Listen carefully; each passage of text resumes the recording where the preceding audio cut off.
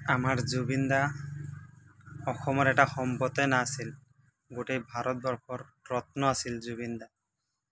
সেই জুবিন দাৰ কাৰণে ভিক্টৰ দা, অজয় ফুকন এহেঁতি সত্যৰ মাত মাতি জেলত গ'ল। আৰু চাওক, 3,03,00,000 মানুহ আছে অসমত। ইয়াত কিন্তু হিন্দু মুছলিম বুলি কথা নাই, জুবিন দা প্ৰেমী মানুহ। গোটেইবিলাক যদি জাগি যায়, কেইজনক জেলত দিব? খালি অসম বুলিয়ে নহয়, মণিপুৰ জ্বলিছে, ইফালে বিলকিছ বানৰ কাৰণে গুজৰাট, মৌমিতাৰ কাৰণে ৱেষ্ট বেংগল, জোনমণি ৰাভাৰ কাৰণে অসম, এতিয়া আকৌ জুবিন দাৰ কাৰণে অসম। কথাটো চিন্তা কৰক, যদি মণিপুৰ, ৱেষ্ট বেংগল, গুজৰাট, অসম চবকেইটা একেলগে জাগে, তেতিয়া কি হ'ব ভাৰতবৰ্ষৰ? ভিক্টৰ দাই খালি কৈছিলে নেপালৰ দৰে অসমতে বেছি সময় নালাগিব যদি জুবিন দাই ন্যায় নাপায়। এতিয়া এইকেইটাক লগত যদি লৈ একলগ কৰায়, তেতিয়া পৰিস্থিতি কি হ'ব? নেপালটো আমাৰ অসমৰ সমানে এটা দেশ।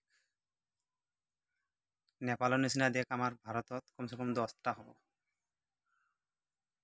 পৰিস্থিতি ক'ত গৈ থিয় হ'ব কোনেও কল্পনা কৰিব পৰা নাই। সেইকাৰণে কৈছোঁ, জুবিন দাৰ শ্ৰদ্ধাঞ্জলিত যদি ইমান মানুহ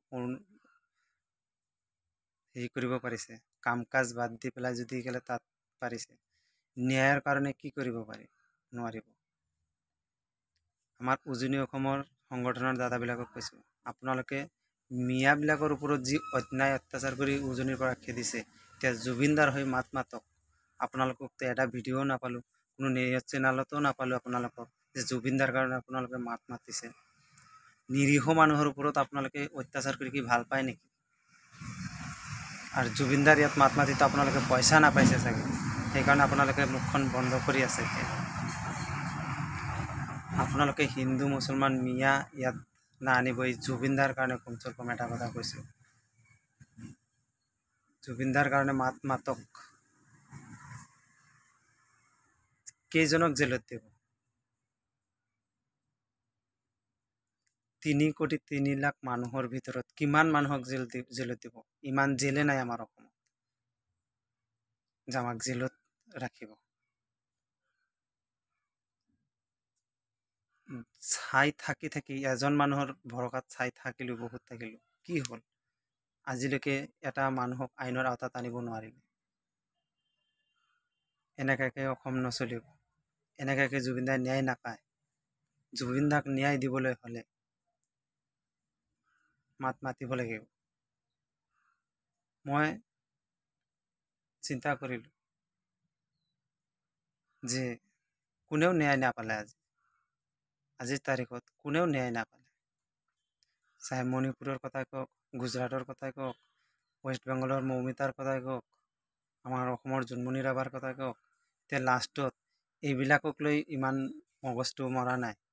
আমাৰ জুবিন দা যেন এটা ৰত্ন, আমাৰ এই ৰত্নটোক যে সিহঁতি বৰবাদ কৰি দিলে, এই ৰত্নটোৰ কাৰণে মই মাত মাতিবলৈ পিছুৱা হোৱা নাই। আপোনালোকক এটা কথাই কৈছোঁ, আপোনালোকে হিন্দু মুছলিম কৰি জাতিৰ সংগ নকৰিব। আমাৰ জুবিনদাৰ কাৰণে এইবিলাক বাদ দিয়ক, বাদ দি পেলাই জুবিনদাৰ হৈ মাত মাতক। সকলোৱে একলগ হৈ জুবিনদাৰ কাৰণে মাত মাতক। জুবিনদা যেতিয়ালৈকে ন্যায় নাপায়, তেতিয়ালৈকে কোনেও যাতে শান্ত হৈ নবহে, এটাই অনুৰোধ জনালোঁ।